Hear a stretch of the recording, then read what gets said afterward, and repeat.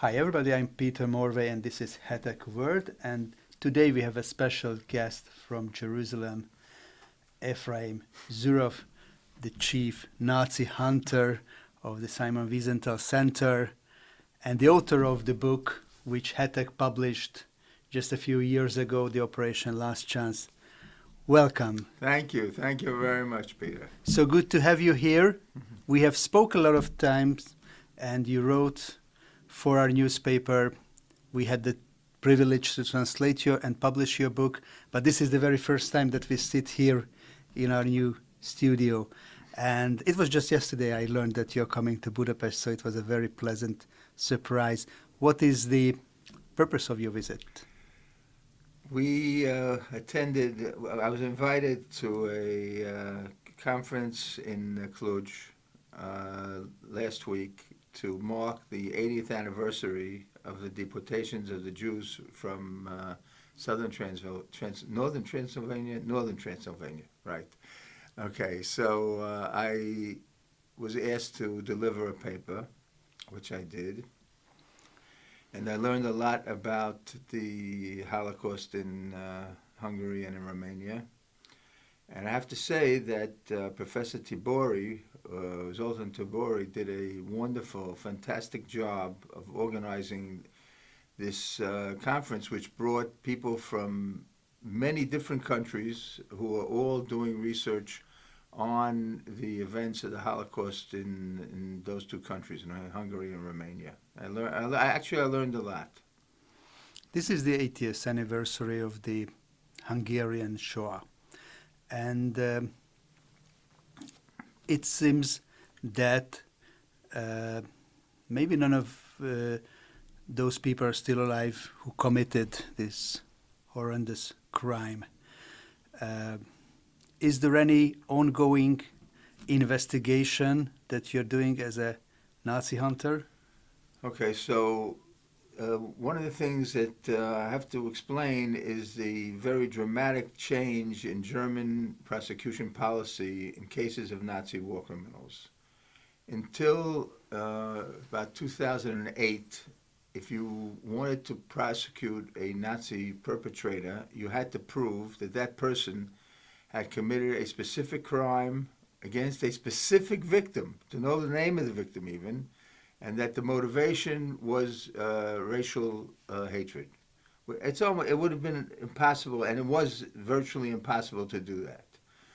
But thanks to the dedicated work of two wonderful prosecutors who worked in Ludwigsburg in the Zentrale Stelle, the Central Office for the Clarification of Nazi War Crimes, Thomas Walter and Kirsten Getzer, they convinced Kurt Schrimm, who was the director of the Ludwigsburg Zentralstelle, to, instead of prosecuting these people for murder, they should prosecute them for accessory to murder, and they didn't have to, in other words, all they had to do was prove their service in a death camp or a camp with a high mortality rate. And using this not a technique, but this method, there have already been 8 trials of primarily guards, only one of which was stopped for health reasons. All the others were convicted, and we got some wonderful verdicts. And I'm referring especially to a verdict in a case of a watchtower guard in the Stutthof concentration camp. The first camp was built outside the Reich, near Gdansk, and the judge, Anne Maya Goring, basically said there is no such thing as a small cog. Any person who served in any capacity in a camp like Stutthof is guilty, and he was convicted. Sometimes it is asked that what is the purpose of going after such elderly people?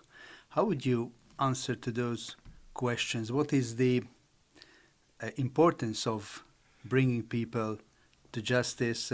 What is the message for our generation?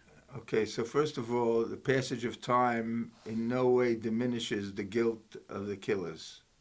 They're just as guilty today as the day they did it. Second of all is that old age should not afford protection to people who committed such heinous crimes. These are people who don't deserve any sympathy because they had absolutely no sympathy or empathy for the people who they were killing, some of whom were actually older than they are today. The trials are important in the fight against Holocaust denial and Holocaust distortion. And the very important factor, and something that Simon Wiesenthal himself was very insistent on, which is the obligation that we owe to the victims, and their families. In other words, these people were murdered just because they were members of either Jews or of certain categories of enemies of the Reich. And we owe it to the families, to the relatives, to do whatever we can to hold these people accountable. Unfortunately, we can't bring back any of the victims of the Holocaust to life, but what we can do is to see that those people responsible for turning innocent victims into victims, that they'll be held accountable. Do you think that the world has done enough in order to investigate these things, or it was just the dedication of such people as Simon Wiesenthal and you and others that these investigations started at all? Well, I have a very terrible statistic to share with you in answer to your question. A British historian by the name of Mary Fulbrook did a book about the prosecution of Nazi perpetrators in Germany, and her conclusion was that only 1% of the people who committed the crimes were actually convicted and punished. That's really... It's horrific. It's absolutely horrible. I mean, when you think about it. And we're not only talking about Germany, the same is true in other countries. That's exactly why we launched Operation Last Chance. And you see that some of these countries, let me put it this way, without political will, there never is justice. If countries don't want to prosecute Nazis, there's 101 ways for them to avoid it and not bring these people to justice. In many countries, especially in Eastern Europe, these people are considered heroes. So the Lithuanians don't want to put their heroes on trial, or the Latvians, or the Estonians, or the Croatians, or the Hungarians. I mean, it's a very sad story, I have to say. It reminds me, the number you mentioned, it reminds me another number which also sounded almost incredible to me, and it was that less than 10% of the all wealth stolen from the Jews during the Holocaust has been given back in terms of arts and precious materials, money, companies. Could that be realistic? Listen, it could be realistic, but I'm not an expert on it, and I don't want to deal with the issues of restitution, because my biggest fear is that the more we talk about restitution, the non-Jewish world will say, oh, now we understand why the Jews are talking so much about the Holocaust, because they wanted to give in a bill at the end of the day. We're not here to get a bill. We're here to get justice as much as we can. And we're doing it on behalf of the victims. The victims deserve to get restitution also, but the main point is to bring the people who committed these horrific crimes to justice. And if you look back the Operation Last Chance and the previous investigations, what could you name your biggest success? My biggest success, I think, is the case of Dinko Shakic. Dinko Shakic was one of the 5 commanders of Jasenovac. Jasenovac was a horrific place, a horrific camp, concentration camp in Croatia, manned only by Croatians, all Ustasha, the Croatian fascists. The methods of murder were notorious there. They even created a dagger, which they said would prove more painful to the victims, and they called it a Serb killer. They launched 3 campaigns of genocide against Serbs, Jews, and Roma. And the way that they murdered these people, ripping the stomachs open of pregnant women and killing the fetus and killing the mothers, tying people together and putting them on a high tower and then pushing them into the Sava River where they drowned. They were tied together, back to back, and all sorts of horrific things. And it's a symbol. The camp earned the name of the Auschwitz of the Balkans.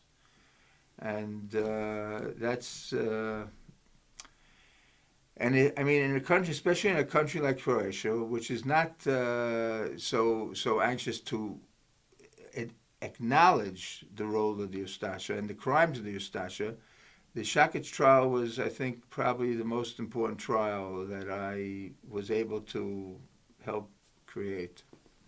And who is missing most from your list? Albert Heim, for example, the doctor in Mauthausen who injected inmates with fentanyl into their hearts, tortured them, killed them.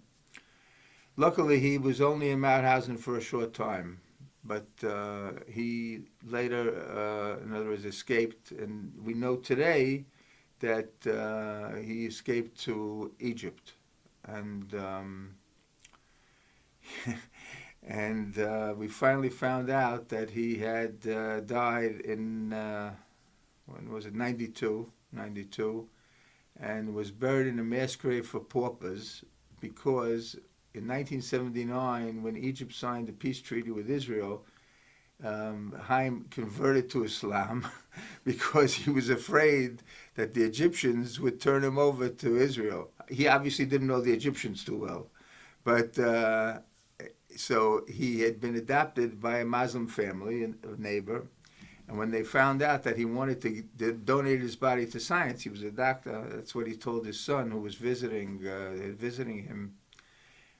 So they couldn't give him a normal burial, but luckily for them, in Cairo, there are mass graves of paupers, and you can just throw a body in, and they'll be buried, and they'll be, so we couldn't even get the DNA test or the teeth or anything, but it's obvious, it's clear, very clear that was exactly what happened to him. Time and time again on the YouTube and on websites, we can see and we can read stories about Nazi leaders who could escape from Germany, including Adolf Hitler and others. Do you think that these gossips or legends can be proved to be false at all, or we have to? No, they are false.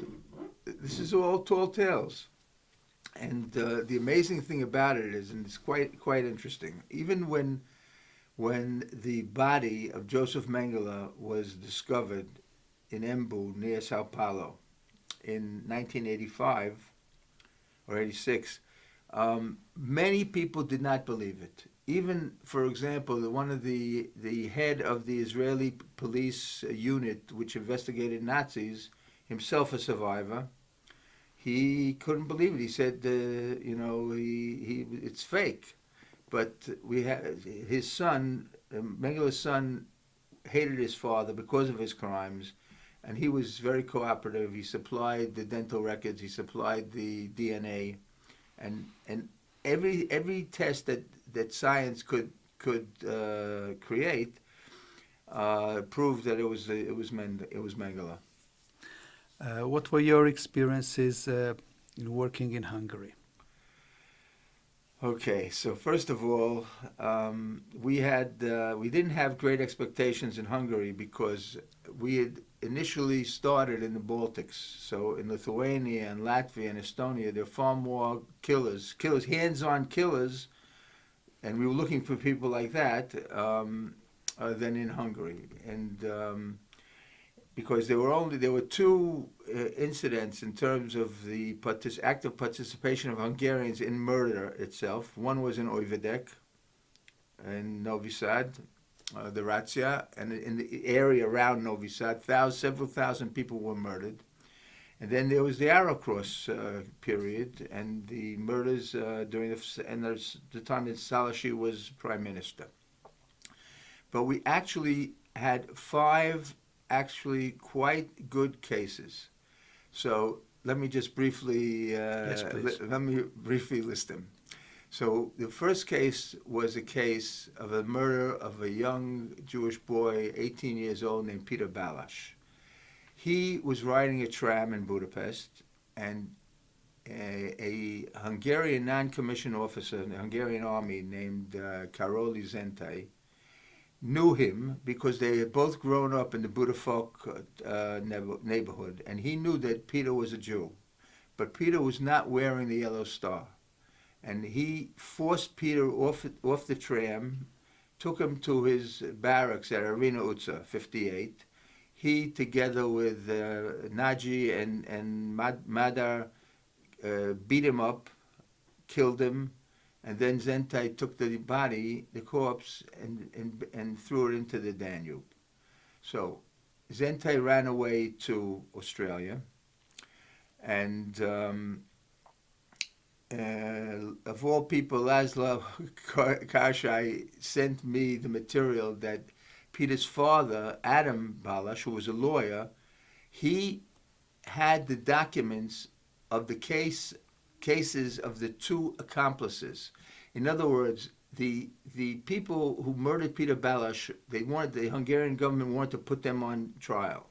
But Zentai had already run away to the American zone of Germany, and the Hungarian authorities, to their credit, requested his extradition.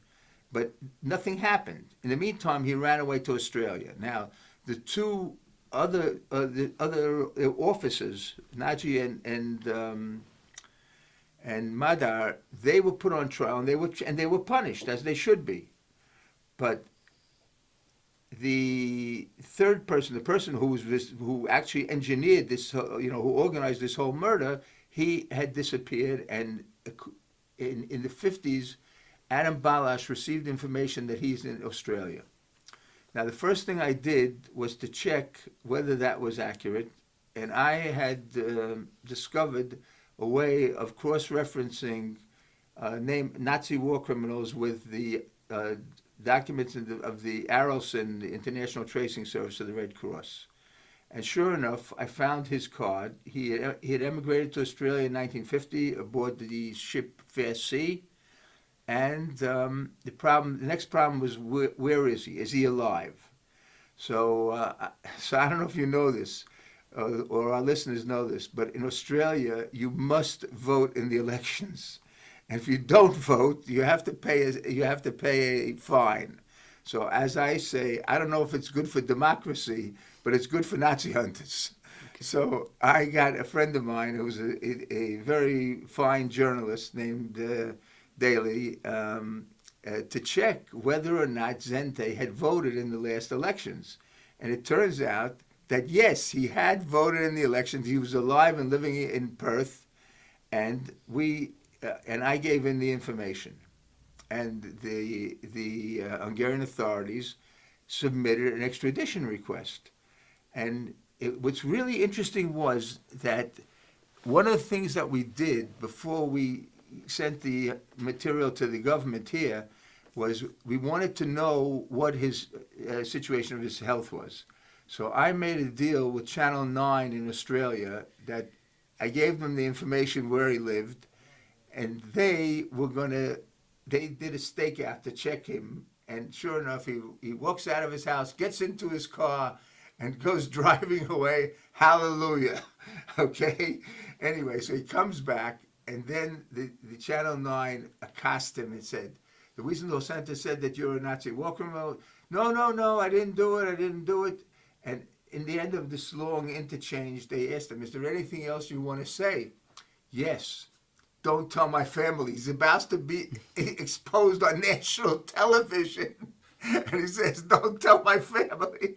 I cracked up. I couldn't resist laughing at such an idiotic thing. Now, when he was first exposed, he said, I want to go to Hungary to prove my innocence. Okay? As time went on and the extradition request became a fact, you didn't hear that anymore from him. He did everything under the sun to avoid extradition, using all sorts of technical arguments. Then he started getting sick. It's exactly what we anticipated. In other words, the closer the extradition came, he was sick. And in the end, I was so upset, the Australian High Court decided that they will not extradite him because, God forbid, it might adversely affect his health. So, I mean, this is a guy who committed murder, for God's sake. So, but he did sit in jail for several months, awaiting extradition. So at least we ruined his life, and he sat in jail for several months, and that is my small consolation. Another case, and this is one of the most interesting cases, and one of the oddest things that ever happened, was one day I get an email from a person living in Scotland, and he writes to me that he has a Hungarian girlfriend, and Hungarians in Scotland have social events, and an elderly person who comes to these events, his name is Stephen Brandon. He brags that he was involved in the deportation of Jews from Hungary in 1944 into Auschwitz. And he said, I think this is absolutely disgusting. It's so repulsive. I saw the BBC documentary on the Holocaust in Hungary, and I want maybe someone over there, he thought Los Angeles, over there can do the research and shut this guy up. That was another thing that was absolutely hilarious. I shut him up. I had much better plans for him, right? In any event, I said, but listen, Stephen Brandon is not a Hungarian name. If we can't find his real name, then we won't be able to do anything. Next day, István Bojdosó. That's a Hungarian name, That's right? A Hungarian name. Of course. But there was one problem. Where was he involved in the deportation of Jews? If we have to look all over Hungary, it's like a wild goose chase. You only had the name Bojdosó István? No, we had his name and the fact that he was a master sergeant in the Chendor, of the gendarmerie. That's all we had. No location.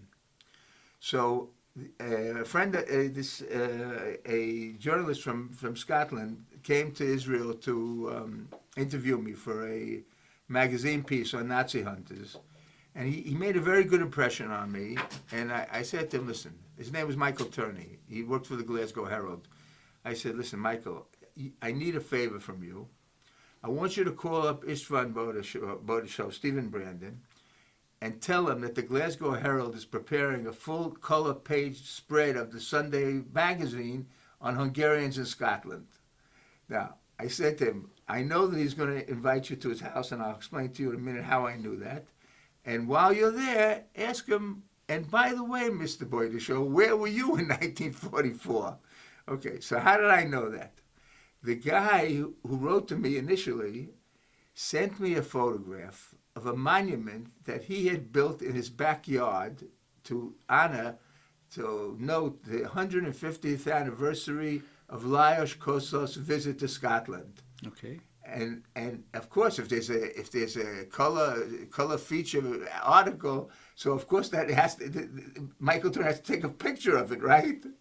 So. And he also signed it, István Bojdosó, Chanda, etc. But Michael asked him. The next day I got an email. I have good news and I have better news. And listen what happened. So he asked him where he was in 1944, and he said he was in Miskolc. And what's the better news? And this is another really stroke of luck, I have to say.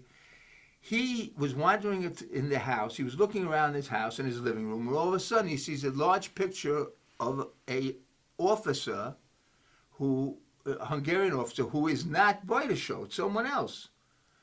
So he asked him, "Who is this person on your wall? Who's this photo of?" That's Shandor Capiro. He's a higher officer than I was. He wasn't an officer. He was an officer, and we're in contact all the time. I can't stop. You know, this is how Capiro Shandor case began. Precisely. That's Wow. how the Capiro Shandor case started. And then, first of all, the whole story of Capiro was so unusual because the 15 people who were involved in the murders in and around Novi Sad, the 3 days of murder, January 21st to 23rd, 42, they were put on trial by the Hungarian government. Okay? So the trial started in December 43, ended in February 44. But what happened on March 19th, we all know. The Nazis invaded Hungary and they took over the country. And they put pressure on the Hungarian judiciary to cancel all the verdicts. Some of those people were sentenced to death. Now, Capiro wasn't, and it was a very interesting element here because the night before the roundups in Novi Sad, the main officer, the highest-ranking officer, gave instructions to the people. The city of Novi Sad was divided into quarters, into sections, each one of which had an officer who was in charge of the roundups, to round up the Serbs, the Jews, and the Roma, but not the Hungarians. Okay? And he said, the orders that he gave was, if you encounter any opposition, don't think twice, shoot the people. Shoot them, kill them. So Capiro, who was 28 years old at the time, he was already a lawyer. So obviously he realized that this is not a legal order. So he asked the commander, could I see the order? And the commander says to him, no, these orders like this are only transmitted verbally. So Capiro, because of that, he got the lightest sentence of all the people. It was 10 years in prison. I would say it should be just the opposite. He's a lawyer. He knows the order is illegal, and he still he carries it out. He should have gotten a more serious verdict. But in any event, the Nazis put pressure on the Hungarian judiciary. They canceled the verdicts, and they returned the people to service. Okay, so then there was the whole question of Capiro's health. What's the situation? And for 2 months, I had a stomach ache because I was afraid that we were going to lose him because he might be too old, he might be too sick. Until two wonderful people, Sylvia Diddle and Tibor Pesci, decided when I came to Budapest once that they're going to take me on a little excursion. So I go, where are we going? No, we can't tell you. We can't tell you where you're going. Okay, I trusted them. They were my loyal assistants here in Hungary. I met them at Yad Vashem. They came with a group of teachers from the Faith Church. And after the lecture was over, they came over to me very nicely and said, do you need any help? And I did need help because I didn't know a word of Hungarian, of course. Okay, and they were terrific, absolutely wonderful. And they translated the articles in the press and et cetera, and did everything to help me. Anyway, we went on a tram across the bridge, and all of a sudden I see Leo Frankelutza. Uh-oh, that's where Capiro lives, 78 Leo Frankelutza, opposite a functioning synagogue, the synagogue of Thomas Verrill, Rabbi Verrill, right? Anyway, so I was standing with them right in front of the synagogue, and we're watching the entrance of the building. And sure enough, a woman comes out of the building. Okay, this is a place to put Sylvia into action. She has a way with people of getting them to give her information. And I said to Sylvia, get over there and engage her in a conversation. And let us know what's with Capiro. Is he dying? Is he about to die or something? Okay. So she started talking. The woman stopped, and they were engaged in conversation. I'm going crazy. I had a stomach ache for 2 months because I was afraid we would lose Capiro. And she's yapping away over there, right? And she's talking. And she didn't give me the thumbs up, when she found out what had happened.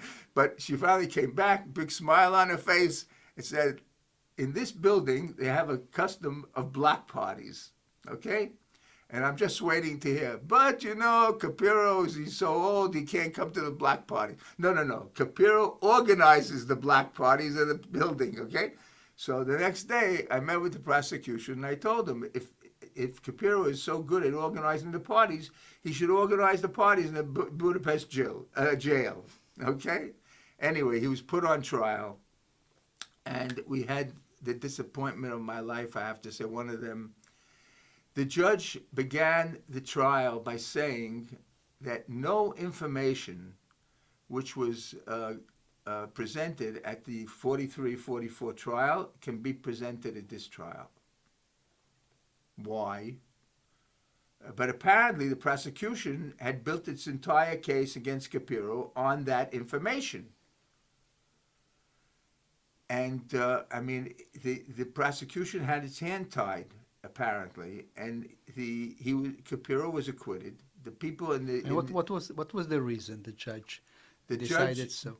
So it's not clear at all. He didn't give a legal reason. He just began he opened his remarks with that comment, but we thought that they had in other words, not everything was based on the original trial, because he found out later that there was another trial in 46, but Capiro had already run away. He went to Austria and then he went to Argentina. But listen, the prosecution didn't ask our help, by the way. No, they asked the help to get to documents, and I got the 44 verdict in Serbian and later translated to Hungarian to the prosecution. But aside from that, nothing. And they didn't. I don't know how well they looked for actual witnesses. We found people. We found someone, for example, whose name was Rosenstein. The name was Rosenstein. Now it's Rona, Arthur Rona. He was held as a child by his father when he was taken to the Danube. He and his mother and his father were taken to the Danube where they were going to be shot. Now, it was minus 30 degrees on January 23rd, 42, and a light plane landed on the ice from Budapest, and two officers got out from the headquarters, from the main command. They said, "What the hell are you doing? This is unauthorized. Stop it immediately." So I asked Arthur Rona, his name is today, how much time between you and being shot? He said 20 minutes. The plane lands 20 minutes late. That's it. I'm finished. My parents would be murdered. I'd be murdered. Anyway, so the prosecution obviously didn't do such a great job, and in the courtroom itself, half the people in the courtroom were in favor of Capiro. They were not hilarious. They were ecstatic because they knew that he was guilty. What's the doubt, right? So anyway, we lost the case, but at least he suffered, I would say. Now, so Capiro died. How many years later? The prosecution submitted an appeal, but before the appeal could be heard, Capiro passed away. He was given a very nice funeral by Jobbik, and that was it. So and I went with Sylvia to Miskolc to try and see if we could find witnesses against Boydeshow, but they couldn't. I met with members of the Jewish community. We couldn't. They didn't remember him. We had pictures of him. No one recognized him. So now the two other cases, the case of Lajos Polgar, which is very interesting and important case. He was the head of the youth wing of Arrow Cross, and he was stationed in the headquarters of Arrow Cross on Andresi Uța, and many Jews were brought there, okay, and were tortured, and the women were raped, and then the people were sent to the Danube, and they were killed on the banks of the Danube. I found a woman, I found a witness who was taken there. She was raped by gypsies, and then she was marched to the Danube. Her name was Suzanne Novik. She was living in Melbourne, and she was saved. In other words, she wasn't killed by the shots, and she got herself out of the Danube, and a Hungarian soldier took her to the ghetto so that she could be safe, or relatively safe. But unfortunately, she was taken there on January 2nd, and Polgar had been transferred on December 31st. So in other words, he was not there when she was raped and almost murdered. But he had also run away to Australia, by the way. Not only Zente, he also ran away to Australia. And he was adopted by the family, the Fraser family, who was none other than the Prime Minister of Australia. Anyway, so the last case was Chatteri, Laszlo Chatteri. And that's a very interesting case because he was the commander of there were two ghettos in Košice, in Kasha. And he was the commander of one of them. He was a notorious sadist. He used to force Jewish girls, young Jewish girls, 14, 15 years old, to dig ditches without even shovels or anything like that. Anyway, he was sentenced to death in absentia in Czechoslovakia. He had already ran away to Canada. Now, in 1994, he was among 13 people who were stripped of their Canadian citizenship. And three of them, and one of them was Chatteri, left Canada of their own volition. All the others remained in Canada, and all the others died in Canada. In other words, the loss of citizenship was supposed to be the first stage, and then they'd be deported. But the Canadians failed in every single case. I mean, they did a terrible job. In any event, he disappeared, Chatteri. No one knew where he was. One day I get an email from an anonymous woman who called herself Informator 1944. And she wants the prize. And why should I give her the prize? Because she'll tell me about a Nazi war criminal, where he is. I say, okay, but, maybe you think he's a Nazi and maybe he's not a Nazi. I mean, then she tells me who it is, and I knew he was a Nazi, okay? So I knew right away. In any event, so I brought the information to the Hungarian prosecution, and they knew who he was. They knew who Chatteri was, but anyway, they were taking their sweet time about it, and there were no rush. He's 93, or 94. In any event, a friend of mine worked as a journalist for the Sun newspaper in Britain, and he had interviewed Nazi suspects for me before and publicized their cases. Anyway, so I told him about Chatteri. I said, it's a great case. We know where he lives. Okay, but by the time that they could arrange it, so Chatteri disappeared. Couldn't find him, but there was a rumor that he had gotten into a sports hospital or something, and the reporter and a cameraman snuck into the sports hospital, and they couldn't find him. So about a week later, he says, "Listen, Brian Flynn, his name was the reporter for the Sun, terrific guy, very dedicated to exposing Nazis." And he says, "Listen, Efraim, I can't stay. The Sun want me back in London to work, but I'm leaving my photographer." Okay. All of a sudden, out of the blue, about a couple of days later, I get a phone call. I get an email from Informato. I know where he is. What do you mean you know where he is? I saw him in the street and I followed him. Okay. Okay? And she followed him. She followed him to his new hideaway. So we gave the address to the photographer. The photographer goes to knock on Chatteri's door, and guess who comes to the door in his underwear? Laszlo Chatteri. And I can show you the pictures if you want to see them. I remember.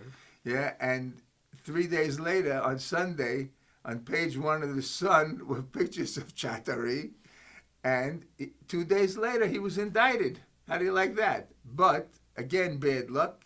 He died before the trial, 2 days before the trial. incredible. So you had quite a number of cases in Hungary. Altogether, how would you rate the work of the Hungarian authorities? Okay. Were they helpful? Yeah, they were helpful. They were helpful. They asked for Zente's extradition. They ultimately indicted Chattery, and but the Capiro thing was a disaster. That one was not. You know what I felt? I felt like the Nazis had gotten out of their graves and saved Capiro again. In other words, he was saved the first time when his verdict was canceled by the Nazis after the invasion. And now again, the Nazis are coming out of their graves and saving Capiro, who doesn't deserve to be saved.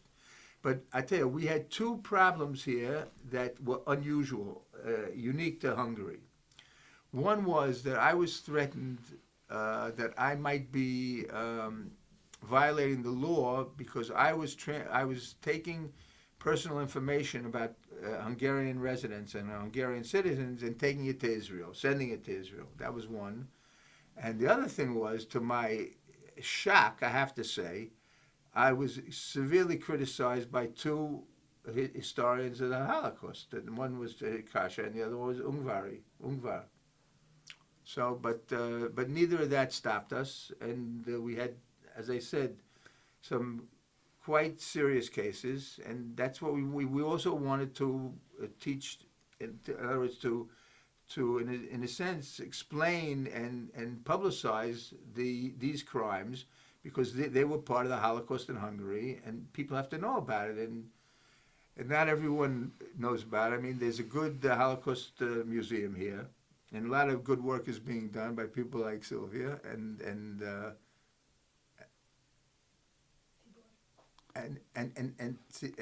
no, I'm saying your colleague who we met yesterday, who works in the museum. Your friend, Samuel's mother, no? Marta, also good people doing good work. But everything helps, and this is one of the main reasons why we're trying to get these trials. Maybe the most famous slogan after the Holocaust is they promised that never again. But we can see that at least it looks like the history repeats itself in Israel and all over the world, in the Western world, unfortunately. How do you see that the world has not learned enough, or the new generations are forgetting about the history, or the historians did not do their job enough? Why are so many people denying the Holocaust and denying of the actions of the people who are trying to repeat it? Okay, first of all, I want to make one thing clear. October 7th is not the Holocaust. Okay. It's not by any stretch of the imagination. What it is true is that we are confronted by a fundamentalist Islamic movement determined, and it's in their charter, to kick us out of Israel, or better yet, kill us. Okay, so in other words, their intentions are genocidal. But thank God they don't have the ability to do it. And I said that the same was true of Fatah, by the way. It's not that they don't want to kill us. They just can't. They don't have the ability to do it. So this is a problem now. So, but the enemies who are threatening us with destruction are a whole different bunch of enemies. This is not Europe. This is not the Christian Europe. This is Islam, fundamentalist Islam, determined, and Shia version, of course, but they are the ones who are threatening not only us, they're threatening Christians all over the world, and there's no opportunity here to compromise. These are people who have to be destroyed. Israel will never live in peace if these people are left functioning, active, doing what they've been doing for the last, since they took over in Gaza in 2007. As we left Gaza in 2005, we assumed that Gaza would be turned into Singapore, Instead, it was turned into Afghanistan. And what about the reactions at the universities, in the streets of All right, London? listen. A lot of the incidents and a lot of the demonstrations are organized by Muslims who, and we're talking about not about Muslims seeking peace. In other words, Islamic fundamentalists. There is incredible ignorance about the history of Zionism, the history of the Jewish people. We are the indigenous people of the land of Israel, not the Muslims. The Muslims came pouring into Palestine because Israel was being built up, and they had problems where they were, and they wanted to come to a better place. So and the ignorance. I mean, from the river to the sea. You ask them what river, they have no idea. What sea? They don't know what the sea is. So, and these people are being. It's also a reaction, I think, of in certain countries to the liberalism. In other words, the woke business, and it's weak leadership. That's part of it. That's a big part of it, and loss of values, and just a rebellion against consumer. I don't know, to life in consumer societies.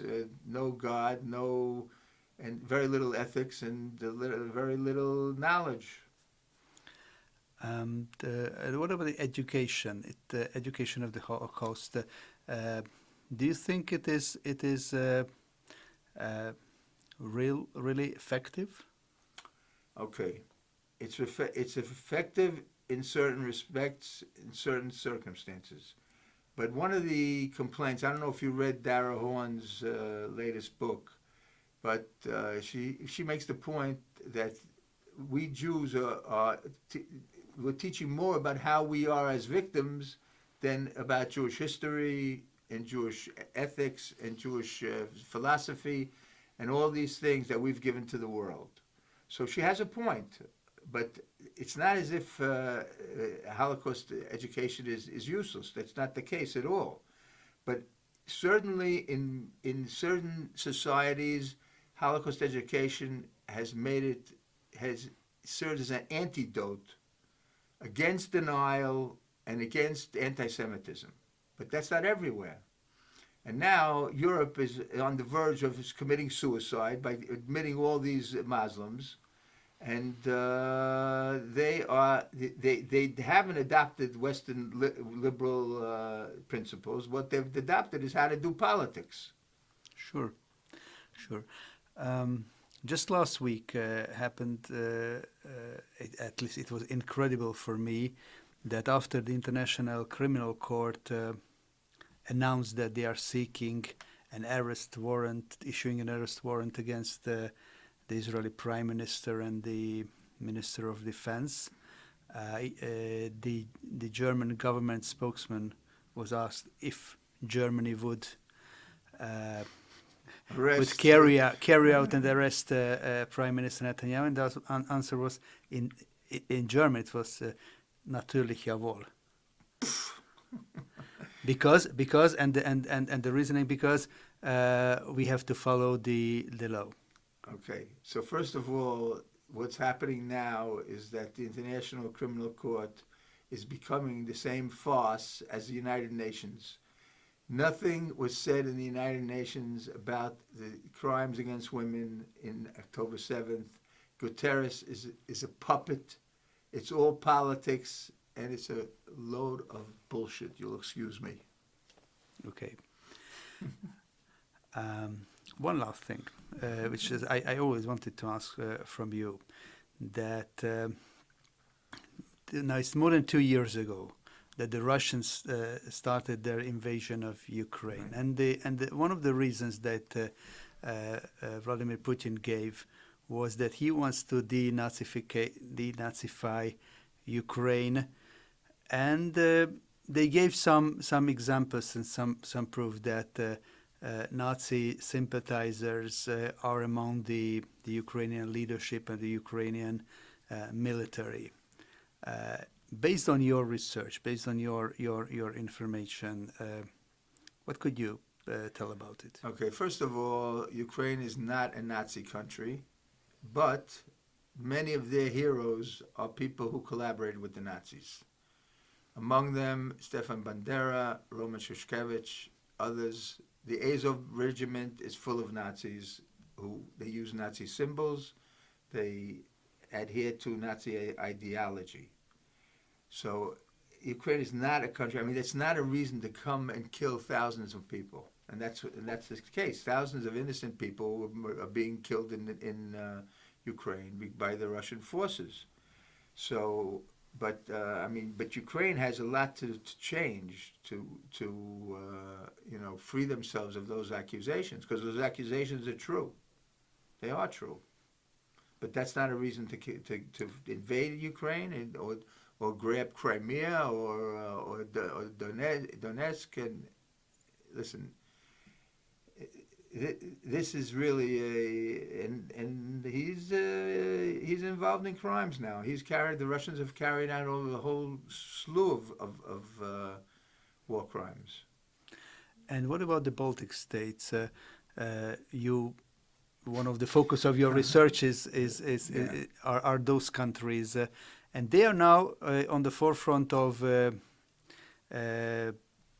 promoting the idea that NATO should get directly involved on the side of Ukraine and fighting against Russia. But at the same time, as I read your research and your articles that you're sending, and I want to thank it for. From them, it seems that there are very serious problems in those countries confronting the past. Okay, so I want to make clear one thing. Every single country in Eastern Europe that made the transition from communism to democracy are lying about the Holocaust. Every single one. Including Hungary? What? Including Hungary? Including Hungary. Yes, including Hungary. Take the monument, for example, as if all of Hungary was a victim of the Nazis. You mean the Szabadság tér monument? Of course. And there's other things, and my colleagues in Pavovca 39 know the situation very well, and better than me, because I'm not in Hungary and I don't know Hungarian. But there are, in other words, there are things that we should object to. And I have to say that I have to admit that we in Israel are somewhat responsible for that, and I'll explain to you why. I'll give you an example of someone you probably love very much, Bibi Netanyahu. In 2018, Bibi Netanyahu went to Lithuania to visit Lithuania. Bibi himself is of Lithuanian origin, okay? And he praised the Lithuanians for how they're commemorating the Holocaust. And you'll excuse me if I quote myself, but I wrote a press release saying that that's equivalent to praising the Ku Klux Klan for improving racial relations in America. Okay. And until this past September, when Dani Dayan, who's the new chairman of Yad Vashem, made a speech in the Seimas, in the Lithuanian parliament, saying outright to the Lithuanians, you bear responsibility for much of the matters. You are not accepting the responsibility, and you're trying to push everything off on the Germans. I waited for that speech 32 years. Mm-hmm. Already when they built a new monument in Ponar, in 1991, they dedicated it, because before the Russians are the masters of distortion, of course, you realize, because every mass murder site had the inscription to the victims of fascism. Oh, very interesting. Who were the victims of fascism? Who are the perpetrators, etc.? So it's pure distortion. So the Prime Minister of Lithuania, Gediminas Vagnorius, was the keynote speaker at the dedication. Beautiful monument, 4 languages, Russian, Lithuanian, Yiddish, and Hebrew. And he said, oh, all this took place in little more than an eye blink, 3 months. What? What 3 months? June 41 to July 44. That's number 1. But then he said, and it got worse, he said, the misdeeds of a few not normative people in our society cannot ruin the reputation of a country where so much was done to help the Jews. Oh, very interesting. Where are those Jews? Ah, they're in Lithuania, but they're 6 feet under. That's where they are in Lithuania. I knew that at that point that I was in deep trouble, and it would be a very, very uphill battle to try and defeat this. And listen, we tried with trials. We got 3 trials, which was a miracle in itself because they wanted to do everything not to bring people to justice. And then it moved to the public arena. In other words, the narrative became the issue, not the punishment, not justice. So when Ruta Venegaita agreed, in other words, found out that her family was involved in crimes of the Shoah, and she says she wants to atone for it, this is something that's, to me, almost unbelievable.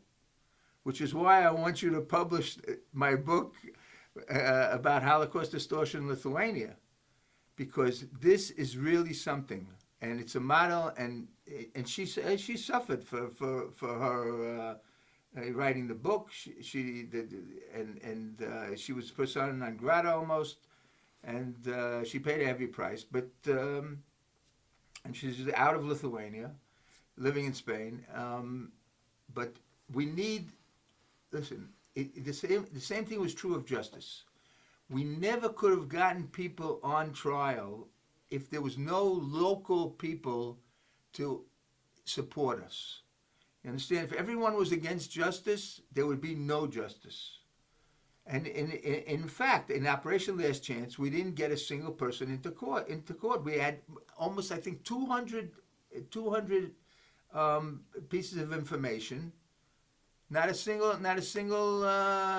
verdict, not a single court case. Same in Latvia, same in Estonia. So we need a lot of things to do for the young generation in order to learn. Listen, if people will stand up for the truth will be exactly what people know. If people are not willing to stand up for the truth will never be known. We have to fight for the truth. We have to do everything that we can possibly do to raise our children and our adults on truth, as painful as it might be. This is the message. Yes, this is the message. That's something we and most of our viewers can agree on. So thank you very much, Efraim. It was a pleasure to talk to you for more than 1 hour, and I wish you good health and thank you, and much strength to continue your very precious work. Hopefully, as we say in the Middle East, inshallah. Okay, so thank you very much for your interest. For our viewers, we wish a wonderful day. If you have not subscribe to our channel, please do it. This is Hetek World. We are bringing you such interviews and other interesting materials. So if you subscribe, you will be informed right among the first about the new items. So thank you very much. Have a nice day and goodbye.